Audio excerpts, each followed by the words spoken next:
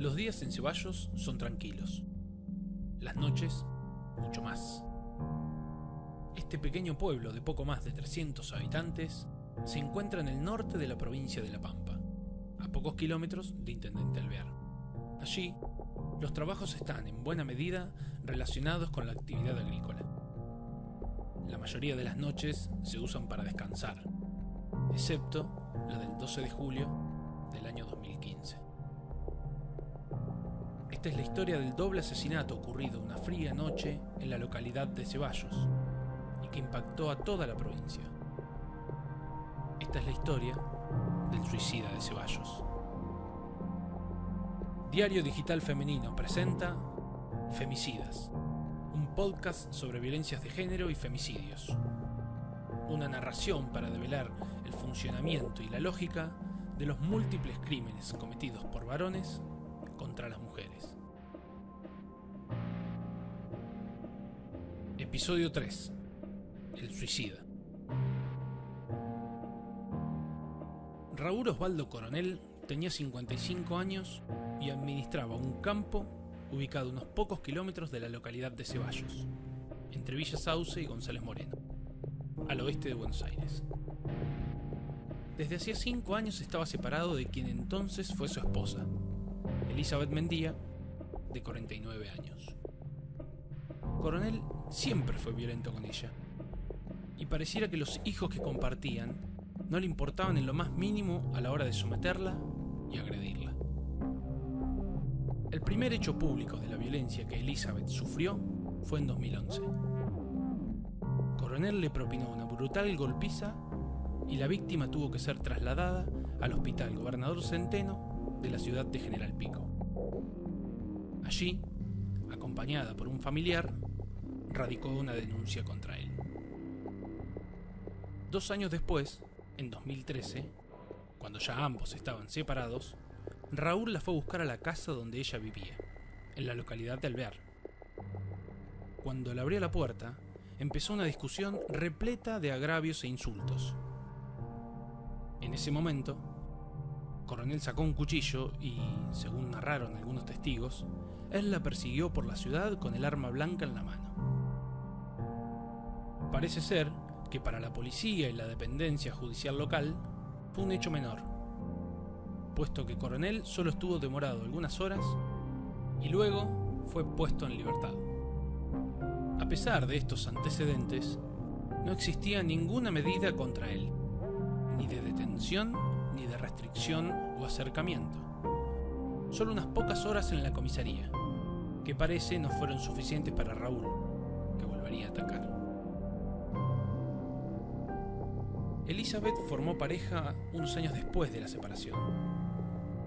Carlos Montes era un hombre de 55 años de la localidad de Ceballos, que manejaba un camión Mercedes-Benz 1518 con el cual transportaba cereales. Tras algunos años en pareja, ella se mudó con él a su casa en el pueblo. La noche del 12 de julio de 2015, como las últimas desde el inicio de la convivencia algunos meses atrás, cenaron juntos. Mientras tanto, Raúl viajó en su auto desde Villa Sauce hasta Ceballos. Se dirigió al domicilio donde estaba su expareja, armado con un calibre 22. Elizabeth y Carlos miraron algo de televisión mientras compartían la sobremesa, cuando un estruendo irrumpió en la casa desde la puerta de entrada. Suena el teléfono en la comisaría. Me mandé una macana, sostuvo la voz del otro lado, para sorpresa del efectivo policial que recibió la llamada sobre la 1 de la madrugada del domingo 13. Era Coronel, quien llamaba para anunciar su crimen. El oficial Barrenuevo, a pedido de la comisaría, se hace presente en el lugar pasadas la 1:30 de la madrugada. Se acercó a pie por la ventana lateral de la vivienda, ubicada en la avenida Ramón Castro. Pudo ver la luz de la cocina encendida y sintió el televisor a un volumen fuerte.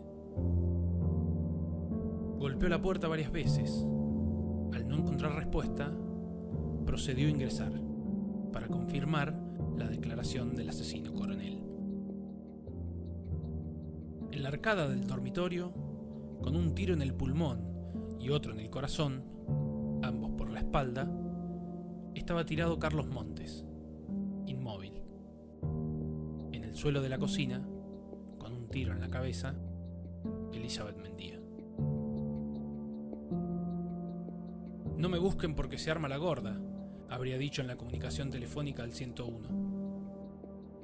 Rápidamente, el oficial Barrenuevo se retira del domicilio para preservar el lugar y da conocimiento de lo ocurrido a la dependencia de General Pico, quien notifica a la Fiscalía de turno y a la División Criminalística.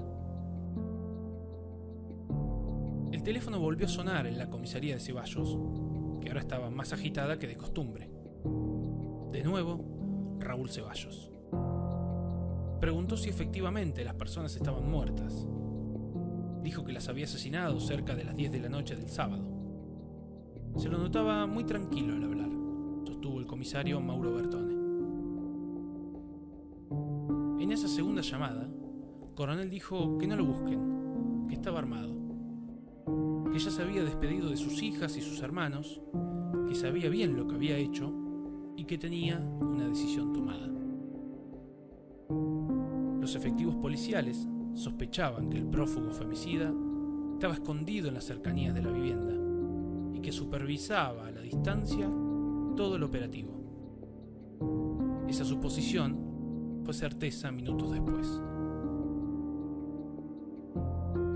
En el pueblo de Ceballos, poco más de 150 metros del lugar donde había cometido el doble asesinato, Raúl Coronel tomó la pistola Versa calibre 22 largo y la introdujo en su boca. Apretó el gatillo y se quitó la vida.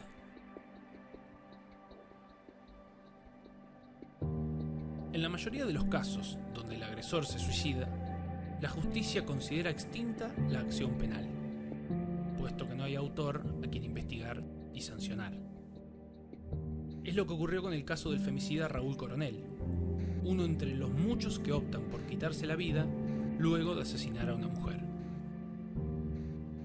Según un informe elaborado por la Oficina de la Mujer de la Corte Suprema de Justicia de la Nación en 2018, más de un 20% de los femicidas se suicidaron tras asesinar a su víctima.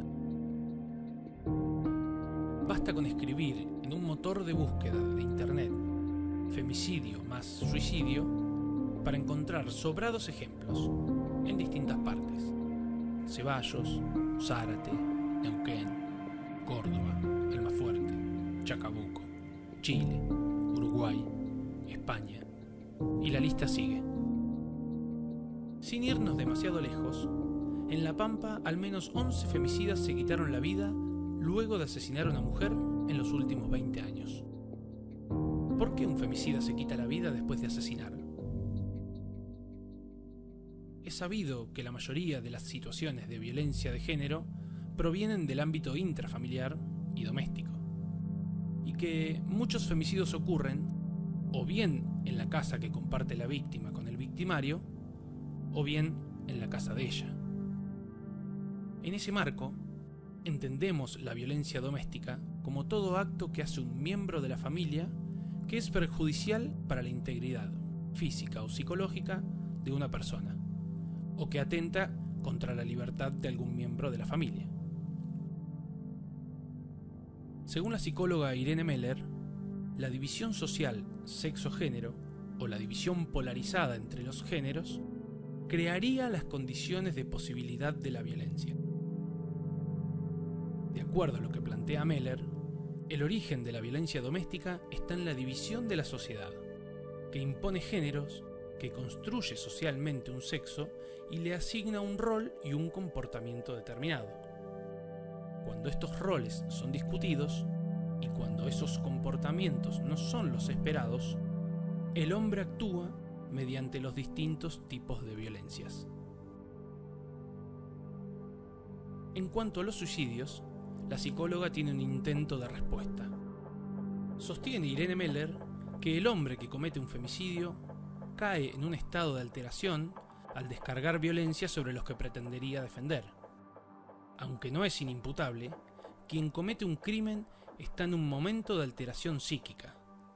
Es posible pensar que cuando el varón es arrasado por sus pulsiones agresivas, se encuentra después ante un espectáculo que lo llena de culpa y terror, porque ha dañado una de las personas que más ama, sostiene la psicóloga. Para Meller, el acto de autojusticiamiento tiene que ver con la percepción del daño irreparable que cometió y la culpa que no lo deja vivir por dentro.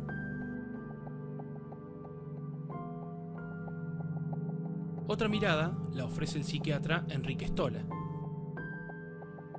Para él, nada tiene que ver con el sentimiento de culpa, puesto que los femicidas producen daño a sus parejas o exparejas durante mucho tiempo, y durante ese mismo tiempo no se activa en el varón un sentimiento siquiera parecido a la culpa. Cuando los femicidas se suicidan, sostiene Stola, no es porque teman un castigo, sino porque mataron al objeto que les daba sentido a sus vidas, lo que les daba pertenencia y de alguna forma les permitía vivir.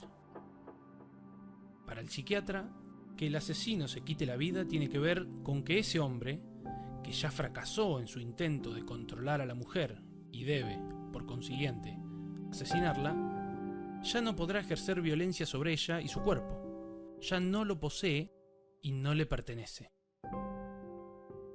Su vida, dentro de la cultura patriarcal, dejó de tener sentido.